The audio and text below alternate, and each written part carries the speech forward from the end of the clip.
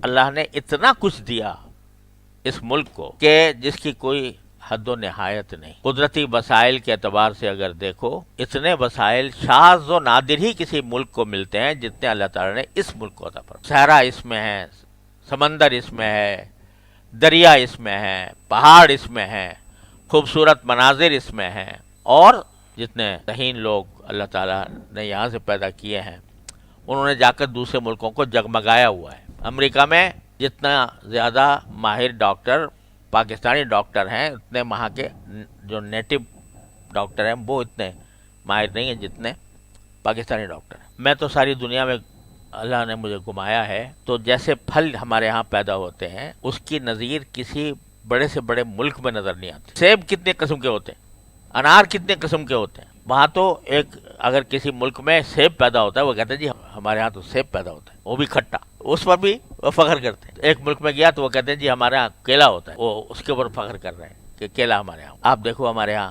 خربوزے کی کتنے قسمیں، سنترے کی قسم. ایک ہی لفظ ہے انگریزی میں اورنج، وہ چاہے اس کو سنترا کہہ لو، چاہے اس کو موسمبی کہہ لو، چاہے اس کو مالٹا کہہ لو، چاہے اس کو کنو کہہ لو، چاہے اسے فروٹر کہہ لو، سب اورنج ہے.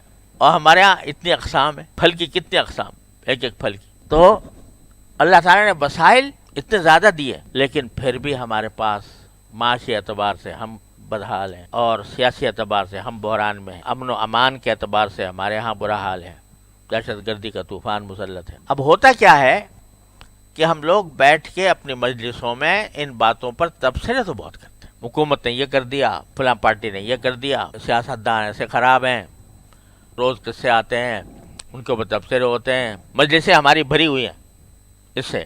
سیاست پر بھی ہر انسان جو ہے وہ بڑا قابل ہے، وہ اپنے جو آرا سے دوسروں کو نوازتا رہتا ہے کہ فلاں صحیح ہے، فلاں غلط ہے، اور اس کے دلائل ہیں اور اس کے واقعات ہیں. لیکن جتنا وقت ہم اس میں صرف کر رہے ہیں، نبی کریم سرورت عالم صلی اللہ علیہ وسلم کی یہ دعا جو ہے، اگر ہر انسان یہ مانگنے کی عادت ڈال لے، اللہم اضع فی ارضنا برکتہا وزینتہا وسکنہا ولا تحرمنا برکت ما اعطیتنا ولا تفتنا فیما احرمتنا. اللہ میرے ملک کو برکت عطا فرما، میرے ملک کو زینت عطا فرما، میرے ملک کو امن و امان عطا فرما، جو آپ نے چیزیں عطا فرمائی ہیں ان میں برکت عطا فرما، اور جو نہیں عطا فرمائی ان کے بارے میں ہمیں فتنے میں نہ ڈالی. اگر یہ مانگتے رہے انسان، جتنا وقت ہم تبصروں میں صرف